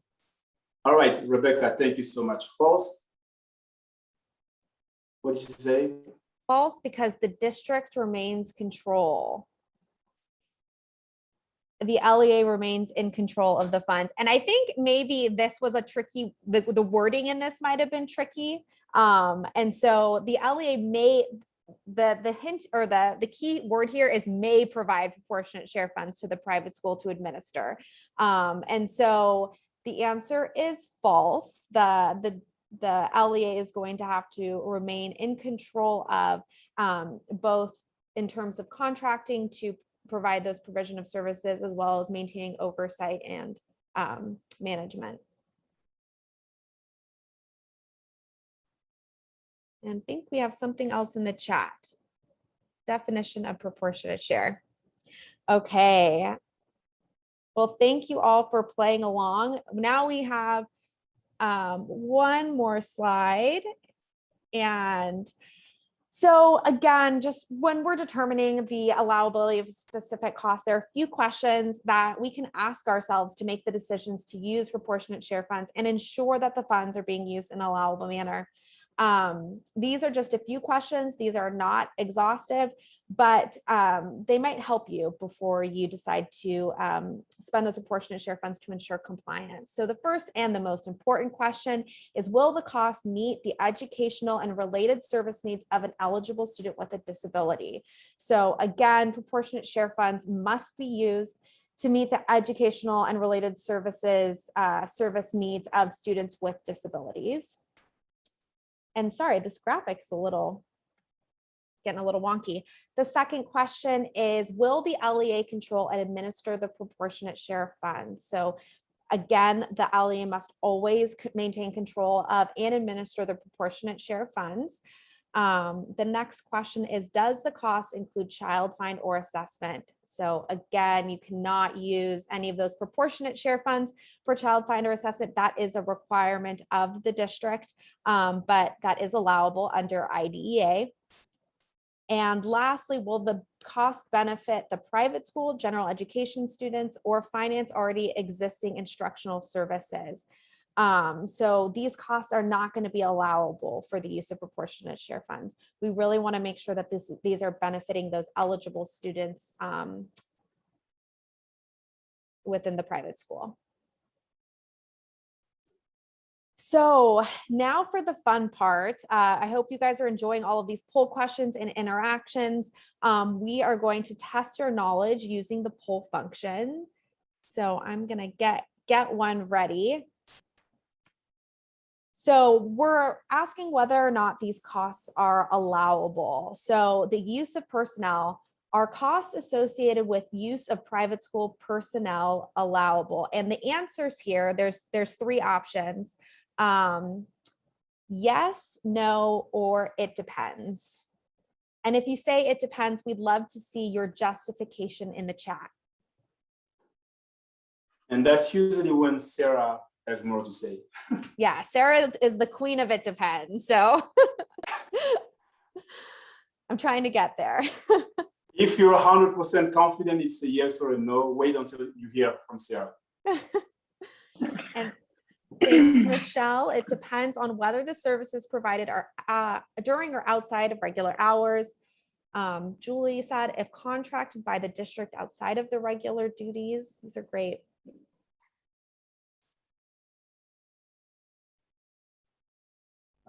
Perfect. And I always say like I like it depends, but I usually start from there and try to justify and like see how far I have to go to justify. And if I do, then it's probably a stronger yes or no if I'm like justifying the opposite of what I think it is. But to me, the takeaway really is a lot of times we envision the fiscal requirements being more restrictive than they are. And if we are trying to do something that's going to help kids, I can almost come up with a justification every time, but there are a few things for which you can't. And Anthony keeps me in check on those.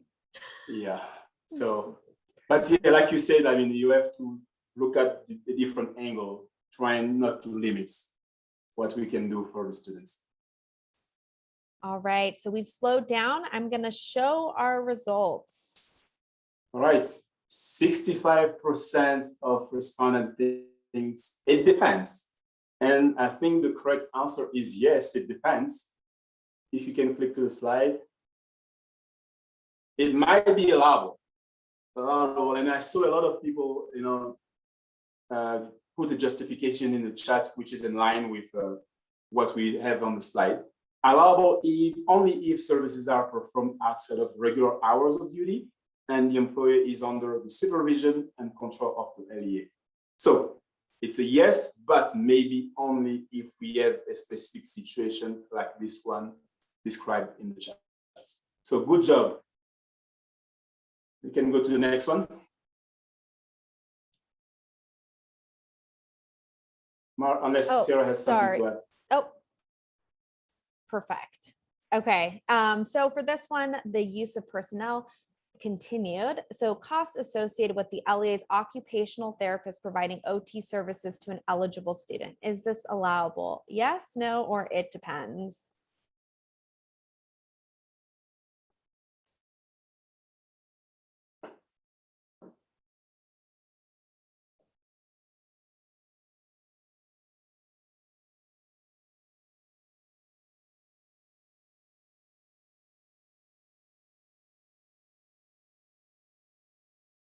And again, if you're putting it depends, feel free to throw a justification in the chat. We'd love to discuss.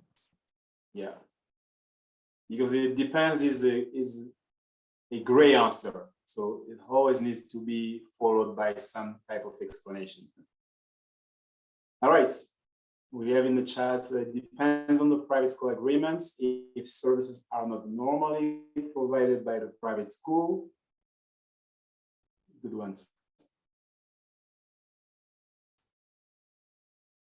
Great. Okay, responses slowed have down. slowed. Yep, I'm going to show the results. Yep.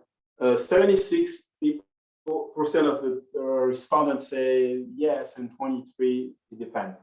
And the answer to this one, I mean, it's a depends, but I think it depends lining more to a yes. So if the cost is allowable if services are necessary for eligible students and are not normally provided by the private school, then it would be an allowable use of your private school proportionate share funds. Sarah, anything to add? This was, it depends. I started there, so I'm off the hook. Good job. And again, I think it's working through the ifs, and it's good. Even if you know the answer is yes, it's easy to jump to yes on this one. But it's nice to walk through it. But again, if there's a kid who needs the OT, we're going to be able to figure out a way to do it, right? So like walking through that, it depends, you're going to be able to get there. Mhm. Our Oh. district, I'm just seeing in the chat, our district outlines the services that are provided to private schools. For full services, students may enroll for FAPE. That's great, April. It's nice to put that out there, and a lot of districts do that after they've consulted with the private schools and decided what will be offered. They put that out there to parents and allow parents to sign up if they're interested and try to use the funds that way. So that's perfect. I would say make sure your list of offerings are created in consultation with those private school representatives.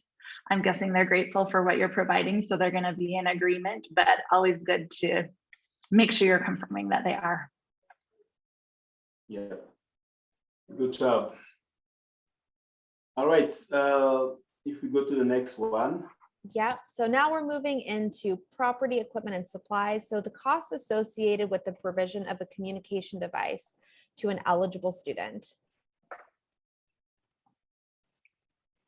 Is it allowable, not allowable, or it could be allowable? And again, feel free to jump in the chat.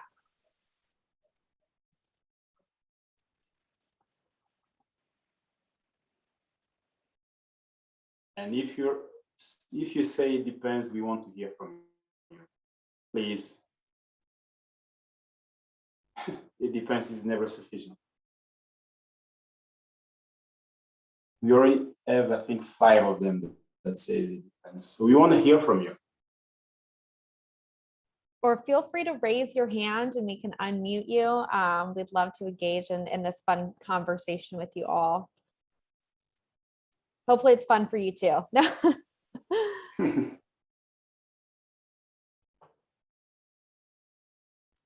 All right, it's slowing down, Anthony. So I'm going to close the poll and show the results. Okay. 84% say yes, and then 11% it depends, 5% no. And the answer to this one is it depends. But I would have loved to hear. Oh, sorry, I was jumping in. This was a yes. So Amanda said it must be returned when the device is no longer needed to the LEA. That is correct. So the cost of, if you're buying equipment or device like that is allowable if it's needed for the students, but as we said, it remains the property of the LEA. So good job, Amanda. Okay, moving into training and professional development. Okay. So the costs associated with the provision of training to private school personnel in the use of the communication device.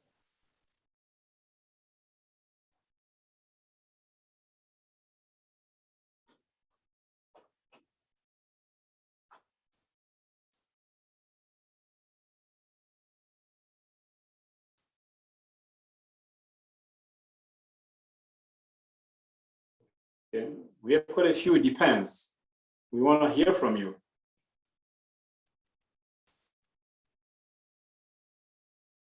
Why is it depends? And don't be shy. This is a little bit more out of the box, I would say, than some of the other questions. I think your explanation is more important than just your answer, especially on this one.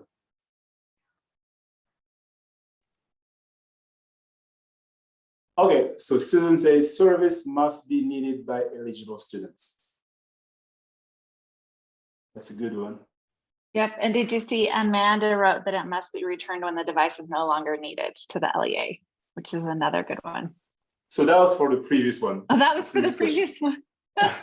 I missed that. But it's true for this one also. Okay.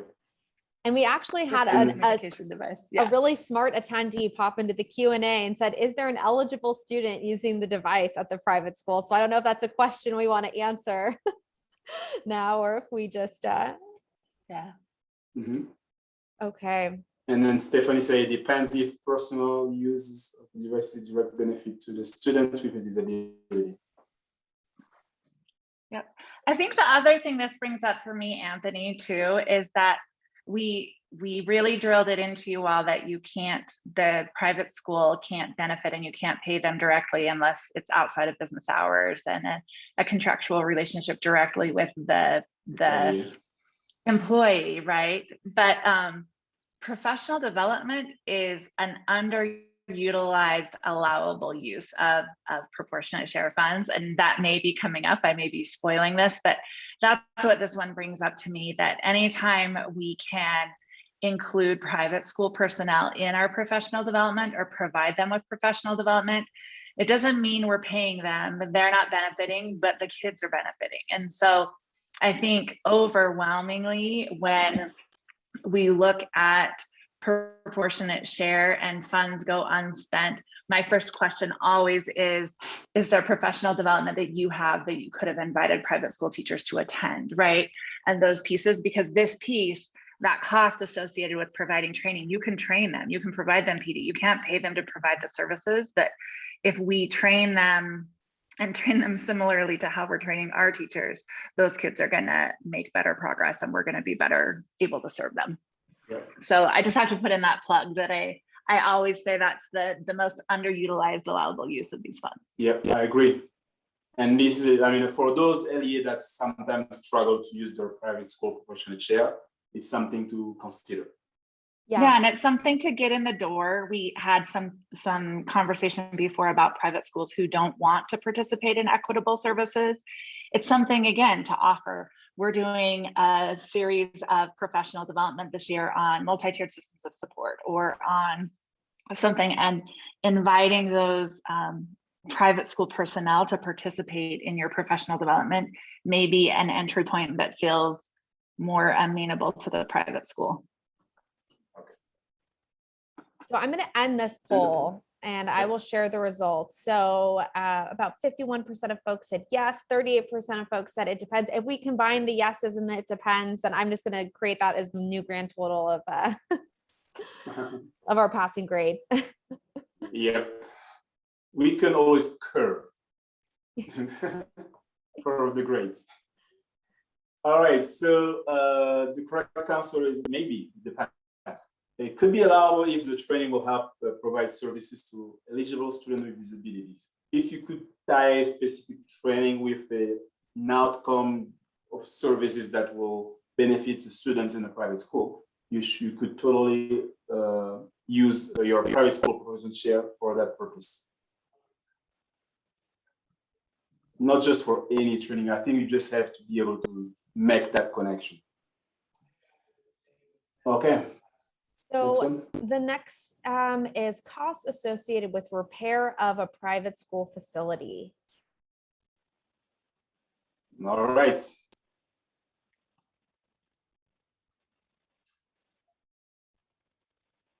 One, it depends. I want to hear from you. I wish we could see who says it depends so that we can just call them out. Don't let them intimidate you. I'll help you. If you mark it depends and you can't come up with something, I'll help you think through this. Exactly. Sarah will always have a defense. I'll push the For you. edge. Yeah, I'll try to push it if I can. And If many it's of gonna these help people, kids. and many of these directors have been here several years, and they've attended many Brunstein and Manazovich trainings with us, and they love the "it depends" and all their questions. I usually call it the lawyer's answer. And we accountant, we don't like it so much. Okay, the responses have slowed. I'm going to share the results. And Sarah, let's hear you advocate for all of our "it depends" folks.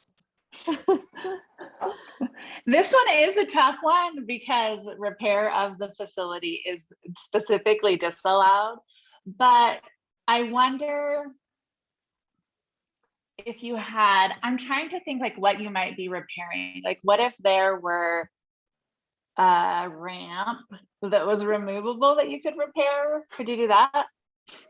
No, you couldn't, because you'd have to remove just what you repaired and not the whole ramp. So I think this one I'm actually pretty stuck on, but I'd love to hear what other people thought, or you may just be feeling a little, it may have been a long day of fiscal talk and you may be just doing that for entertainment value to see what we can come up with. But I think this one's pretty solid that it's hard to do, the facility. You might be able to repair, could you repair, Anthony, do you think, a child's equipment if a child had equipment they'd been using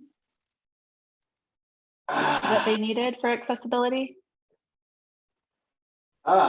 I don't know. I mean, Going that's back to- different. That's different. I'm changing the question, but it Correct. would still be no for this, but yeah. And we have some Stephanie that said not allowed. That was a strong no. My poll is up here. I think on this one, I'm with you, Stephanie. I was just trying to hear what Sarah had to say, but she has not convinced I me. couldn't even come up with anything. All right. And Thank you so much for all that participated in the poll. That's always my favorite part too. I'm with Bobby. It's really fun to see what people come up with. And I'm just trying to do a time check. We have about 7 minutes left. I'm wondering if we should just flip through these common questions really quickly and then give folks a few minutes at the end to take the evaluation survey and sign off and have a breath before their next call or before they get to wrap up their day, hopefully. Does that sound right to everyone? Okay. Yeah, that sounds good. Thank you, Maury. No problem. So the following are just a few questions and answers that we see commonly being asked. So hopefully in the future, you guys can, refer back to this PowerPoint after this training, just so you guys are all aware. The PowerPoint slides and a recording of the presentation will be made available to you. So you can always refer back to this, as well as what Bobby mentioned this morning, the funding manual that will be coming out soon that has a whole ton of information around proportionate share. So the first question is just about why it's important to identify the number of parentally placed private school children with disabilities located in the LEA. And really this is the number that allows us to determine, to calculate and determine the proportionate share of funds that the LEA has to spend for those parentally placed private school children with disabilities. The second question is, must the proportionate share amount of Part B funds be used only for direct services to parentally placed private school children with disabilities, or is it permissible to use these funds for this population on other services such as consultative, services, materials, equipment, or training? And again, IDA does not require an LEA to spend the proportionate share only for direct services. It's through that consultation process that you're going to determine the provision of what services you'll provide to those students. And again, professional development is really a great way to spend those funds, especially for LEAs that might be a little hesitant about receiving direct services. The equipment, materials, all of those are also a really great way of providing services.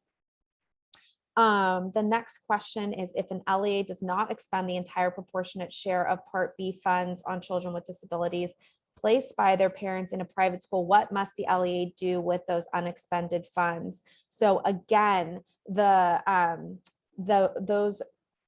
LEA has to obligate those remaining funds for special education for that additional carryover period. And then a follow-up question to that, which is probably what people have been even more interested, is if the LEA does not expend the entire proportionate share by the end of the carryover period, should the LEA return the unexpended funds to the SEA to be spent by the SEA or reallocated to another LEA? The answer to this one is no. So the LEA, if the LEA is unable to expend the entire proportionate share, and again, assuming that the LEA is in compliance with child find consultation and other requirements included in IDEA, then the LEA can use those funds at the end of the period to for general allowable Part B expenditures for that same LEA. So again, it's underlined the situation should be the exception. Really, those funds were are meant to be spent on those parentally placed private school children with disabilities. So, you know, anyway, it should be an exception, but if you do not use your entire proportionate share amount at the end of that carryover period, you can use them for other allowable costs under IDEA for the LEA. I think this might be the last question, is about if an LEA wanted to expend more than the proportionate share of funds, can they do that? And the answer is yes. There's nothing that prohibits an LEA from expending more than the proportionate share of funds, but the LEA is required to spend that minimum amount as you calculate, as Anthony showed you how to calculate under IDEA. And we are out of time, unfortunately, for additional questions and answers. Feel free to throw more questions into the chat or send them to Bobby and, you know, him and his team, and or if he needs consultation with us, we can all come together to give you the best answer. We thank you so much for your time. Again, tomorrow we'll be doing the sessions on the allowable use of IDEA funds as well as CEIS. So we hope to see you all there. If you have a few minutes, please complete this evaluation survey. I'm going to put the link in the chat. It really is just a few questions, and it'll help us gather feedback to inform future sessions, hopefully with you all, and maybe even make some last minute changes before tomorrow. Mari, Sarah, one last question Paul. in the chat while people are talking about it. I'm just going to quickly read this question that just came in. If a student lives in one district but attends a private school in another school district, then the school district where the private school is located is responsible for providing services to that student that lives in my district. And that school district where the private school is located would include that student in their proportionate share, and I would not include that student in proportionate share. Is that correct? That is correct. I want to offer one clarification there that we have to be cautious about. We're providing equitable services and not special ed services. And the only reason I bring that up is that sometimes when someone uses the language providing special ed services, it indicates that you might have agreed to provide those services in a private school. So the exception to that is when the IEP team has decided that a private school is the best location and you've agreed to provide special education services there. Otherwise, yes, if a student living in your district leaves your school and moves to another district to attend, does not move, goes into another district physically to attend a private school, that district where they're physically attending school is responsible for proportionate share and counts that student. So good understanding. And I love it when Sarah Mari, for that says it's where the kid sits when they're in school, not where they sleep at night. So that is a fun little way to remember it. Yeah. Oh, that's even better. But yeah, thank you, Mari and Sarah, for that clarification, because we do get that question quite often. And that may be something we need to put in some type of Q&A that we can always refer to, because we get it and it's a little different each time, but the gist of it is who is really responsible. And so that's thank you, whoever submitted that question. And thank you, Sarah and Mari, for that clarification. And one other thing, and I'm so sorry, I meant to show you the very end of the slide deck, and you have all of the slides are just the additional resources. So if you have specific questions, this is a great place to look. Or again, feel free to reach out to Bobby and his team, and we can all work together to get you any information you need. The last poll, Mari. Oh my gosh, thank you, Anthony. I'm sorry, I got all jumbled trying to wrap up on time, but we would love to get your input on our final poll, which is how would you rate your knowledge of proportionate share requirements under IDEA now that you have completed the session? And we know this was a lot of information. So tomorrow you might even have a higher score once you've let this all sink in a little.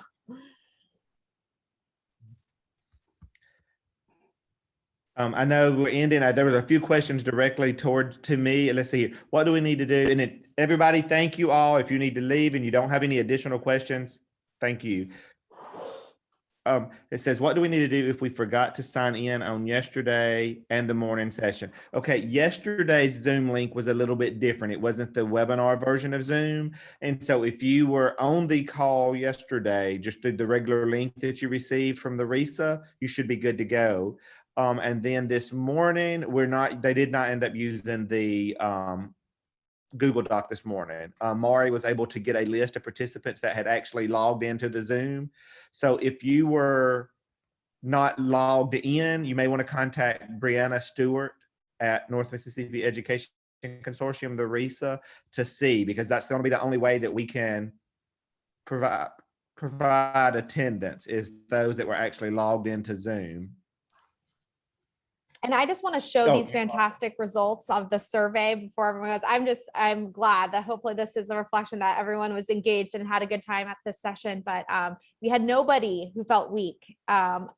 Significantly more people are very strong. And yeah, we're thrilled by these results. So thank you for taking the afternoon to spend with us. That's encouraging. Yes. Thank you, Susan. Thank you, Brianna, for putting your email there. So yes, if you have questions about attendance, please email Susan and Bree on those. Thank you, Rhonda. We like to hear that. Thank you. Make sure you do that survey. It depends greatly on my great state director. All right. Thank you all so much. I will see you all back at 10 a.m. tomorrow for allowable uses of funds. Thank you, Mari, Anthony, Sarah. Thank you. Yeah, thank you all.